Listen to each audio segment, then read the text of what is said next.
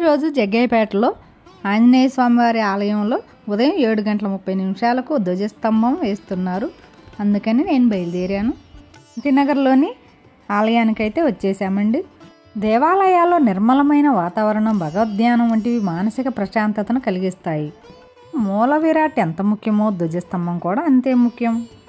ఉంటేనే దేవాలయానికి ఆలయత్వం ఉంటుంది, లేకపోతే అవి మందిరాలు అవుతాయి. ఈరోజు ఇక్కడ నవగ్రహ ప్రతిష్ఠ కూడా ఉంది కదా. అయిన విగ్రహాలను కొంతకాలం ధాన్యంలో దాస్తారు, ధాన్యాదివాసం అంటారు. నాళ్ళు గడిచాక తీసి నీళ్లలో దాచుతారు, దానిని జలాదివాసం అంటారు. విరాట్ దృష్టికోణానికి ఎదురుగా దేవాలయాల్లో ధ్వజస్తంభాన్ని ప్రతిష్ఠిస్తారు. బాగా చేవ కలిగిన కొన్ని రకాలైన వృక్షాలను మాత్రమే ధ్వజస్తంభానికి ఉపయోగిస్తారు. ప్రతిష్ఠ చేసే ముందు ఈ దారువ చెక్కను కూడా నీళ్లలో ధాన్యంలో ఉంచి ఆ తర్వాత ప్రతిష్ఠ చేస్తారు. ధ్వజస్తంభ ప్రతిష్ఠ కూడా విగ్రహ ప్రతిష్ఠతో సమానమే. విరాట్కి ఎంత ప్రాధాన్యం ఇస్తారో ధ్వజస్తంభానికి కూడా అంతే ప్రాధాన్యం ఇస్తారు. మూల విరాట్ గర్భాలయంలో ఉంటే ధ్వజస్తంభం దేవాలయానికి ముందు భాగంలో బయట ఉంటుంది. ఆలయంలోనికి ప్రవేశించగానే ముందుగా ధ్వజస్తంభాన్ని దర్శించుకుంటాం. మూల విరాట్ను చూడకూడదు.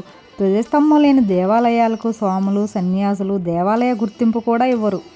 ధ్వజస్తంభానికి జీవధ్వజం అనే మరో పేరు కూడా ఉందండి.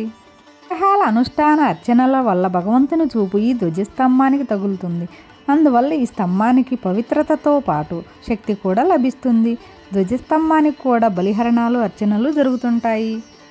స్తంభం పొడవు విమాన చక్రం అంత ఎత్తు ఉన్నది మాత్రమే తీసుకురావాలండి. స్తంభానికి కింద కూర్మయంత్రం వేస్తారు. అలాగే కొన్ని ఆలయాల్లో ధ్వజస్తంభానికి ఇత్తడి, వెండి, బంగారంతో తొడుగులు చేయిస్తారు.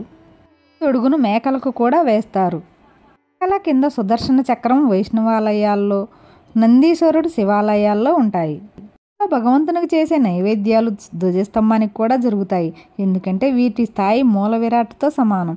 దేవాలయానికి వెళ్ళి ప్రదక్షిణలు చేసేటప్పుడు ధ్వజస్తంభంతో కలిపి చేయవలను. దేవాలయంలోకి ప్రవేశించగానే ముందుగా ధ్వజస్తంభానికి సాష్టాంగ ప్రణామం చేయాలి. ఎందుకంటే ఇది కూడా స్వామి రూపమే.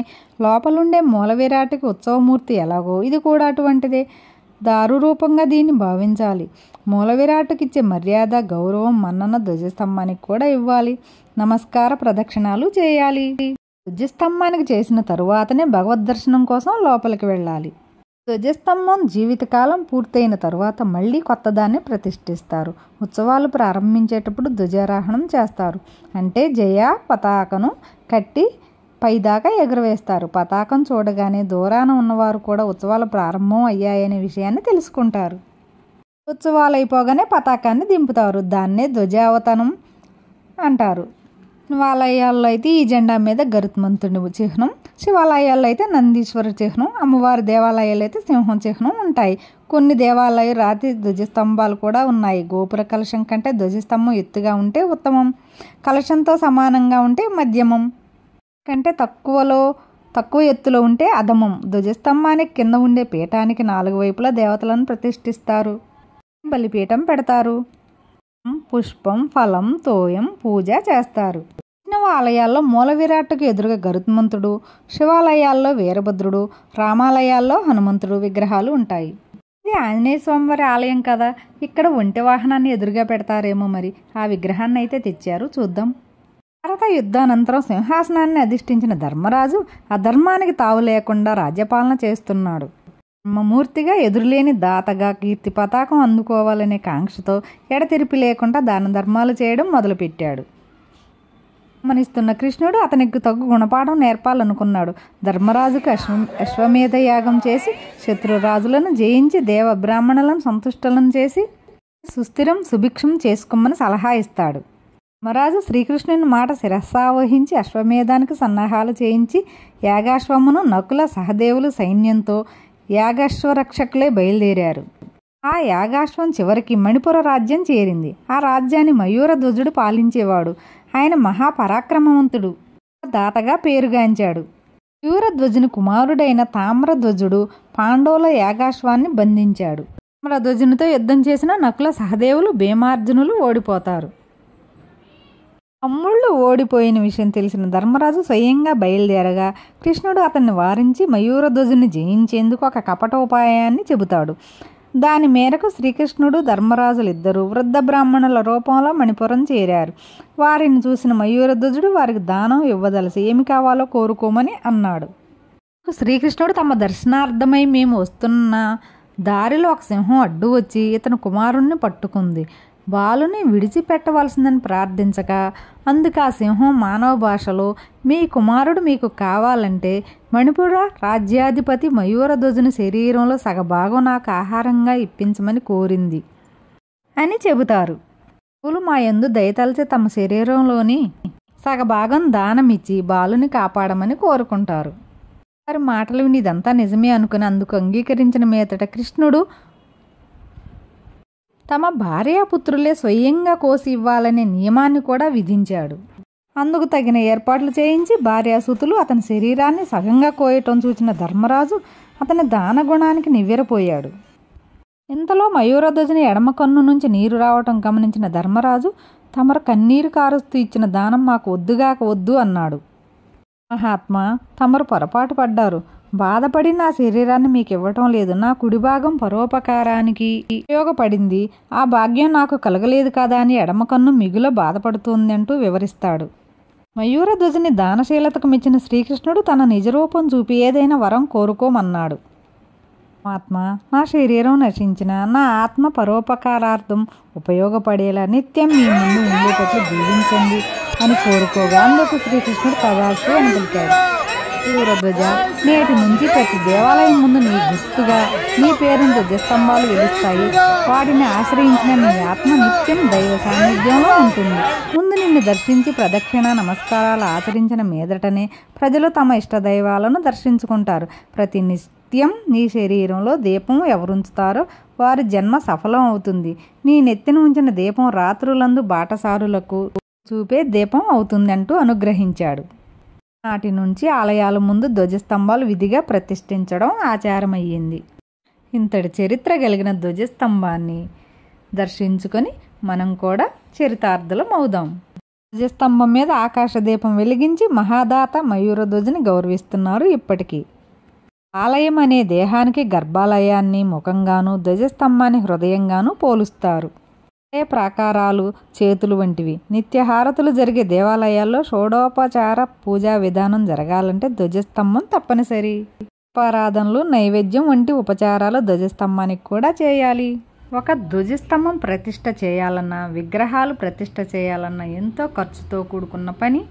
ఎంతోమంది పెద్దల కృషితో కానీ ఇలాంటి దైవాంశ పనులు జరగవు.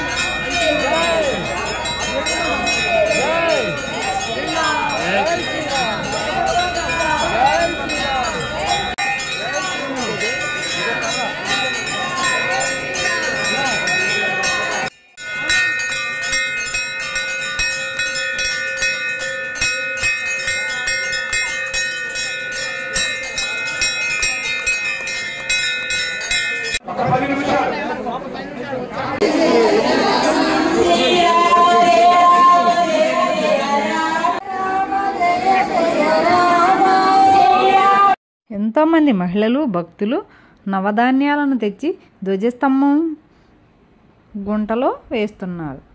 ఇక్కడ నవగ్రహాల విగ్రహాలని ఇలా పెట్టి పూజ చేశారు. ఈరోజు ఈ నవగ్రహాల ప్రతిష్ట కూడా అండి.